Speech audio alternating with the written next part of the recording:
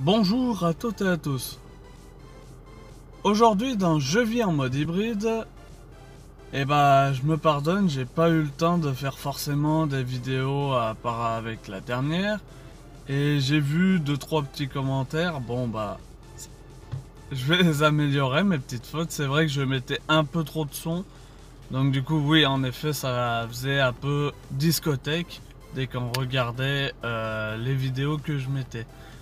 Donc je vais vous mettre juste un petit fond de musique ce coup-là, pour déjà que ça soit plus appréciable à l'oreille et que vous puissiez entendre mes petits conseils que j'ai à donner. Je suis allé au salon de Grenoble. Alors là, on a eu le droit à plusieurs voitures hybrides qui a été exposées, dont Lexus, Kia, Toyota,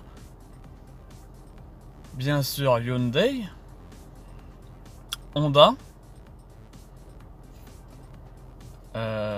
qui ont présenté leur nouveau modèle. Nous allons avoir l'honneur de peut-être essayer une Lexus, voire plusieurs, si on arrive à faire un joli partenariat avec eux. Toyota sont toujours un peu réticents, mais on va essayer de faire tout ce qui est en notre pouvoir pour avoir des essais chez Toyota, pour voir les nouveaux moteurs si ils valent la peine comparé aux anciens.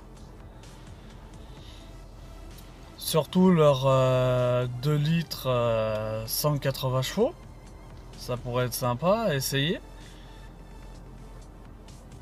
Et vu qu'on arrive l'hiver, je vais vous donner un petit conseil. Si vous n'avez pas de chaîne, mais que des pneus neige, si vous êtes coincé, n'oubliez pas que les Serflex, faut toujours en avoir, moi je dirais, dans la voiture, parce que en cas de pépin, ils vont vous servir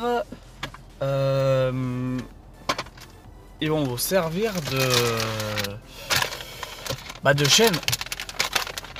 Faut en mettre à peu près tous les maillons d'une jante alu. Et pour une jante ferraille, vous essayez d'en mettre le plus possible. Et l'avantage, c'est que ça va retenir la voiture, donc vous pourrez monter faut pas 20 cm de neige, mais si on a une dizaine de centimètres, moi ça m'a permis de pouvoir vendredi monter en haut de ces seins pour pouvoir déneiger. Voilà. Sachant que je n'avais pas encore mes pneus neige parce que je les ai fait installer vendredi après-midi. Et donc j'ai pu me dépanner comme ça. Voilà, les Serflex, moi je me suis pris un paquet. Vous en mettez 2. Ça fait carrément le tour de la roue. Vous en mettez 2. Moi j'en ai mis 4 sur chaque roue à l'avant. Il aurait fallu que j'en mette un peu plus, mais bon, ça m'a dépanné. J'ai pu monter jusqu'en haut du centre technique. Voilà, on avait 10 cm sur la route, ça m'a permis de monter jusqu'en haut. Donc à savoir, c'est un très bon plan et ça coûte pas cher, quoi. C'est des chaînes, disons, qui sont pas chères. Après, j'ai acheté des chaussettes, ils vont être plus longs à installer et c'est peut-être pas la meilleure solution, quoi. Donc voilà, ça c'était le petit avis. Et après, là du coup on va partir sur ces seins. Et je vais filmer la route, sachant que le moteur bruyant de chez Toyota, faut savoir que c'est pas plus bruyant que chez Dacia ou chez Ford. Même des fois Ford est plus bruyant leur moteur diesel que le Toyota. Pourtant ils sont bien isolés chez Ford, mais très clairement le son de la voiture Toyota, moteur allumé, est très faible. Là il est allumé, je suis pas sûr qu'on va l'entendre trop. Voilà, il n'y a que lors des grosses périodes d'accélération où là on l'entend bien mouliner, mais c'est normal, on le fait forcer. La batterie prend pas le relais, donc forcément on fait du bruit et on consomme.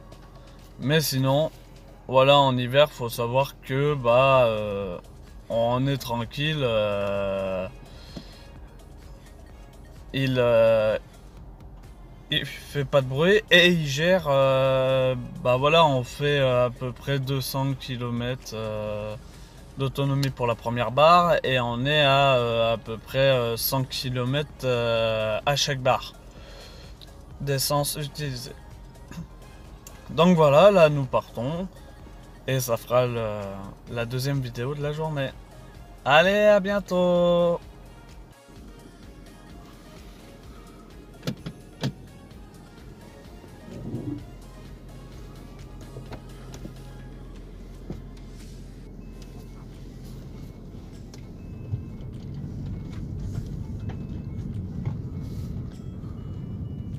Donc voilà, nous partons sur Cessin. Il est 7h14.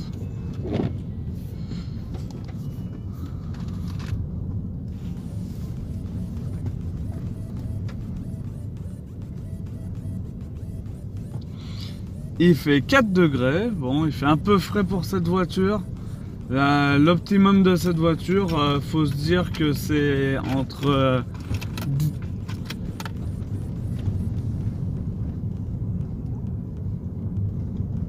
15 et 30 degrés, on est au maxi, on est très bien pour cette voiture. La batterie se vide pas trop et on a l'avantage de pouvoir rouler plus en électrique. Là on va rouler un peu plus en essence parce que forcément la batterie elle en prend un jeton et puis elle se vide beaucoup plus vite qu'en été. En moyenne en hiver, de 4 litres 5, on se retrouve à 5 litres 1. Mais bon, on va dire c'est pas une trop grosse différence, ça se voit pas trop au niveau du plein d'essence. On va dire au lieu de faire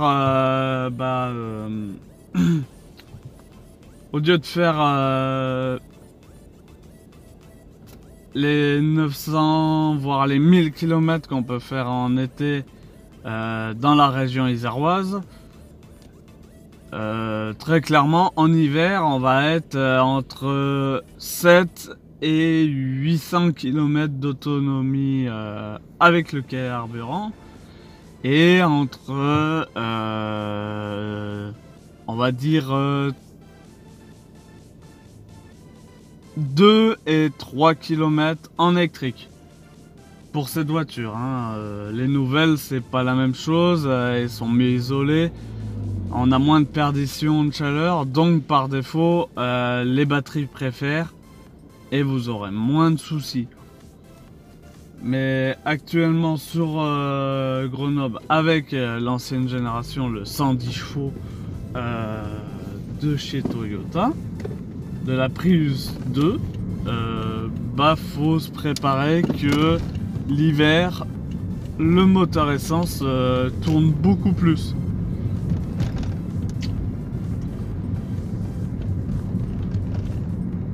Parce qu'on met la chaleur, donc du coup il faut toujours que votre moteur soit chaud par défaut.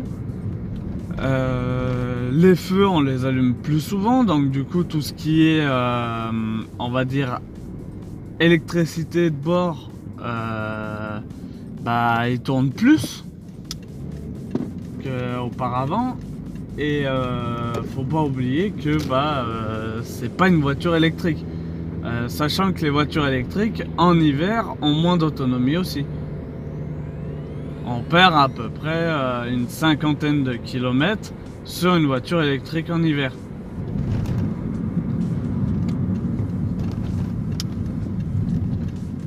Là on se dirige sur la rocade. Très clairement le moteur fait bien son rôle. On a une accélération franche. On peut lui demander de lancer le moteur à vive allure, même à froid. Bon, c'est pas conseillé, hein, mais à froid on peut se lancer.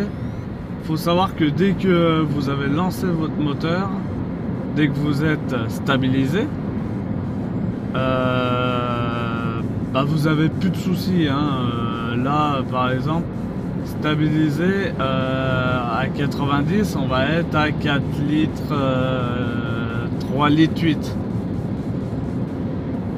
Donc voilà, c'est une bonne consommation. Après là on va avoir pas mal de monde parce qu'on va commencer à arriver à avoir bah, les gens qui vont au boulot et tout ça, hein. On est tous dans le même cas, on va dire, on va tous au boulot. Donc voilà, la batterie elle se charge très vite, hein, très clairement. La plupart du temps je roule en mode B. Parce que l'avantage c'est qu'elle freine tout seul votre voiture, vous n'avez pas à... Faut anticiper mais beaucoup moins quoi. Vous lâchez le pied de l'accélérateur, vous perdez direct 2 à 3 km/h d'un coup. Donc c'est un gros avantage sur cette voiture, c'est que on va perdre d'un coup des km/h. Et donc comment dire, on a le gros avantage de pas avoir d'usure de frein ni de pneus, parce que par défaut nous allons pas freiner avec les freins ou les pneus, nous allons freiner avec le frein moteur qui nous permet de régénérer la batterie plus rapidement. Dès qu'elle est pleine, la batterie, par contre, c'est une autre affaire. Le mode B va faire mouliner votre moteur au maximum. Donc, bah, ça va vous freiner, mais beaucoup moins. Et en plus, bah, vous aurez une surconsommation d'énergie à cause de bah, forcément cette accélération du moteur pour vous freiner, quoi. Mais tant qu'elle n'est pas pleine, votre batterie, faut vous dire que c'est le meilleur moyen de freiner économiquement parlant. Là, on est dans les bouchons. Faut savoir que dans les bouchons, votre voiture, si elle est bien chargée, les 3 km de bouchons que là je vais avoir, je pense, très clairement, on va les passer en électrique. Quoi qu'on a les lumières, bon avec les lumières je suis moins chaud de vous dire ça, mais je pense que si 3 km c'est possible. Voilà. Là on vient d'arrêter le moteur, donc très clairement on est à 500. On va dire que là actuellement ça fait 100 mètres qu'on roule en électrique.